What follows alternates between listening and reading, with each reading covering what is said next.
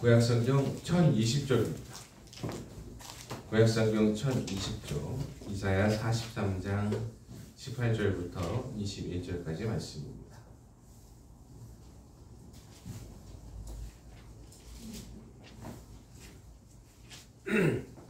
구약성경 1020쪽 이사야 43장 18절부터 21절까지 말씀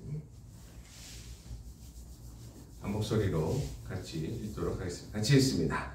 너희는 이전 일을 기억지 말며 옛날 일을 생각하지 말라. 보라 내가 새 일을 행하리니 이제 나타낼 것이라. 너희가 그것을 알지 못하겠느냐? 반드시 내가 광야의 길을 사막의 강을 내리니 장차 들짐승 곧 승냥이와 타조도 나를 충종할 것은 내가 광야의 물을 사막의 강들을 내어 내 백성 내가 택한 자에게 마시게 할 것이니라. 이 백성은 내가 나를 위하여 지었나니 나를 찬송하게 하려 합니다. 아멘. 사랑하는 성도 여러분, 어느덧 11월 마지막 주입니다. 어느덧 올해도 한 달이 남았습니다. 1월에 세웠던 계획들이 혹시 기억이 나십니까? 어떤 것은 이루었을 수 있고 어떤 것은 이루지 못했을 겁니다. 지난 한순간 살아가는 순간들을 돌아볼 때에 후회될 때도 있습니다. 내가 그때 왜 그랬을까 하는 후회도 있죠. 그때 그 선택을 했더라면 어땠을까 하는 마음들이 들기도 합니다. 그 생각들이 우리의 마음을 짓누르기도 하죠. 그때 비트코인이 5천만 원인데 샀으면 어땠을까? 야, 옛날에 200만 원일 때 친구가 전화 왔을 때 그때 그냥 사둘걸 하는 생각도 합니다. 10년 전에요. 저 지난주에 청주에서 1등이 나왔는데 로또를 좀 사볼걸 하는 생각을 해요. 그러나 오늘 성경 말씀을 통해 우리가 후회와 미련을 내려놓고 주님의 은혜로 마무리하는 방법을 좀 나눠보고자 합니다. 후회하면 뭐 할게요? 어떤 농부가 후회 없는 밭갈이를 하는 모습을 보여주었습니다. 농부가 이제 매년 그 농사를 지을 거 아니에요. 매년 봄에 씨를 뿌리고 여름에 내내 땀을 흘려서 가을에 수확을 했어요. 근데 그 해에 파동이 일어나가지고 가격이 폭락을 했습니다. 그래서 아이고 이거 잘 심어서 가꿔서 수확을 했는데 파동이 일어났네 이렇게 해가지고 아이고 참 큰일났다. 다들 그냥 밭을 다시 뒤엎는 일이 발생을 했습니다. 다들 망쳤다 망했다 하면서 다시 또 그냥 밭을 뒤엎고 마음 아픈 일을 겪고 있었는데 그 어떤 농부는 달랐대요. 그래 다시 또 씨를 선별하고 또 주신 것 감사하게 저장을 해놓고 그렇게 하고 살자. 망했다고만 하면 뭐 할 거냐. 그래 하나님 그래도 이번에 잘 돼서 감사합니다. 이렇게 하고 저장을 했더래요. 근데 좋은 씨를 준비하고 저장을 하고 준비를 하면 또 하나님이 또 은혜 주시지 않을까 하는 마음으로 했는데 웬걸 파동이 일어났는데 그 파동이 일어난 다음에 사람들이 그걸 안 심으니까 저장해 놓은 게 대박났네. 여러분 감사의 이유가 충분해요. 누구는 후회하고 누구는 뒤엎고 누구는 욕하면서 아주 그냥 갈아엎고 막 한탄을 하지만 누구는 다시 갈고 누구는 준비하고 누구는 또 저장해 놓은 이 사건을 볼 때 하나님은 성실한 마음을 축복하시는구나 하는 걸 알 수 있습니다. 성실한 사람을 하나님이 준비한 사람을 축복하는 걸 알 수 있죠. 우리도 마찬가지입니다. 올해도 한 해도 뒤돌아볼 때 뭔가 부족한 점이 보일 수 있습니다. 그러나 후회만 한다고 그 후회가 나에게 은혜로 되돌아오지는 않죠. 부족함이 채워지지는 않습니다. 중요한 건 우리의 마음가짐인 것 같아요. 성실한 마음가짐으로 준비하고 차근차근 해 나갈 때에 주님의 도우심이 임하면 더 큰 은혜가 될 줄로 믿습니다. 성실하게 차근차근 준비해 나가시기를 바랍니다. 또 하나님은 말씀하십니다. 이게 남한테 하는 얘기가 아니고 나한테 적용을 해야 되는 거예요. 그 말씀 딱 볼 때 너희는 이전 일을 기억하지 말며 옛날 일을 생각하지 말라 이랬는데, 야 이거 여자들이 들어야지야 자꾸 꺼내 이렇게 하지 말고 나한테 적용시키는 거예요. 성경 말씀을 남한테 적용시키면 난리가 납니다. 남한테 적용시키지 말고 나한테 적용을 시키십시오. 너희는 이전 일을 기억하지 말며 옛날 일을 생각하지 말라라고 말씀하십니다. 여기서 기억하지 말라는 말은 단순히 기억을 지우라라는 말이 아닙니다. 기억을 지우라는 말이 아니에요. 과거에 얽매여 있지 말라는 말입니다. 여기서 옛날 일을 기억하지 말라 이 얘기는 옛날에 내가 이랬는데 하면서 거기에 묶여있지 말라는 얘기지 기억을 지우라는 얘기가 아닙니다. 누구나 과거에 큰 잘못을 저지를 수 있습니다. 누구나 잘못을 할 수 있고 잘 못할 수 있어요. 실수할 수 있죠. 하지만 자책하면서 머무르면 안 돼요. 거기에 머무르지 말라는 얘기인 거예요. 누구나 실패할 수 있죠. 근데 그 실패에 머물러서 주저앉지 말라는 얘기를 하는 겁니다. 실패는 있을 수 있어도 시련은 없고, 시련은 있을 수 있어도 좌절은 없다. 그 위대한 그 정불도저님이 하신 말씀이죠. 네. 해봤어? 못할 게 뭐야? 왜 안 된다 그래? 해보기나 해봤어? 얼마나 멋있습니까? 시련은 있어도 실패는 없고, 실패는 있어도 좌절은 없다.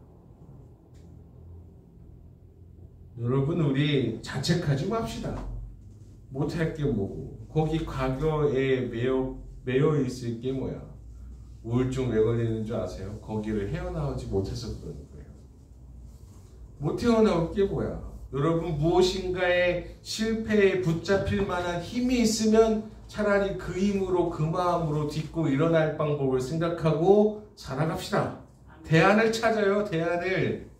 최악이 있으면 차악이 있고, 최선이 있으면 차선이 있고, 어떻게든 그 방법을 찾아서 나아갈 생각을 해야지 그 최악에 머물러서 망했네 끝 이러고 나면 답이 없는 거예요.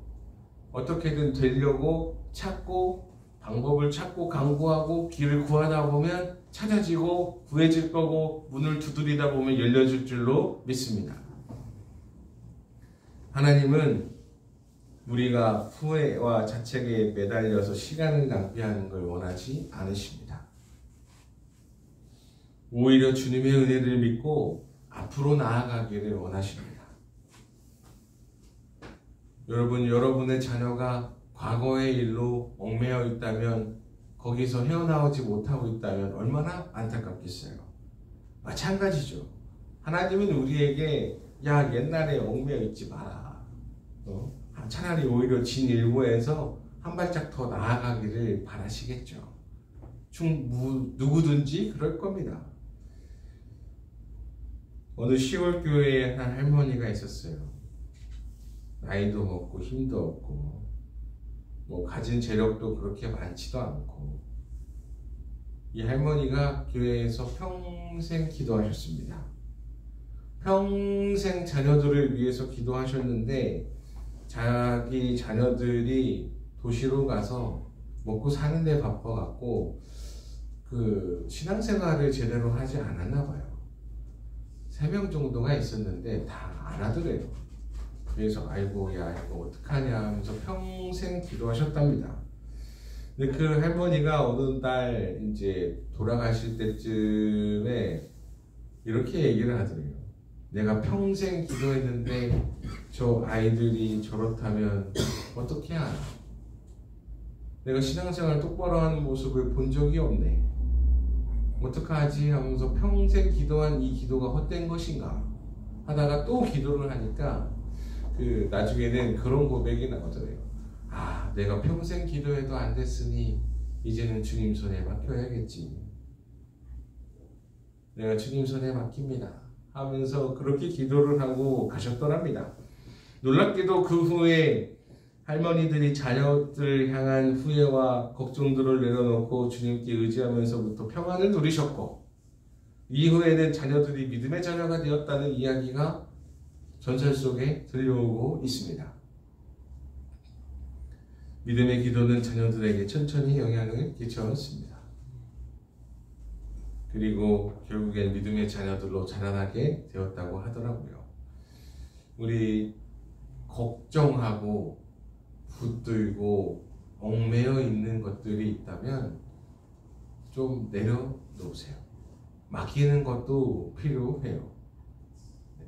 처음에는 성실을 준비하고, 두 번째로는 우리가 좌절을 내려놓고 딛고 나아가고, 세 번째는 이렇게 했음에도 불구하고 안 되면 맡기는 것도 필요해요.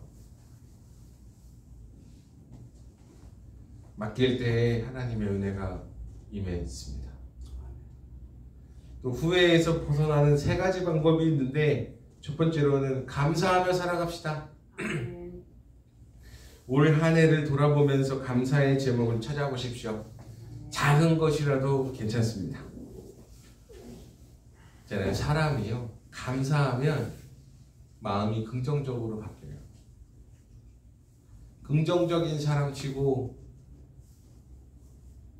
물론 이제 머리에 꽃 꽂고 이렇게 하고 다니는 사람들 빼고, 긍정적인 사람 치고 마음에 병 있는 사람이 없습니다. 한 해를 돌아보면서 후회할 거를 찾는 것보다 차라리 감사한 걸 찾는 게 오히려 낫습니다.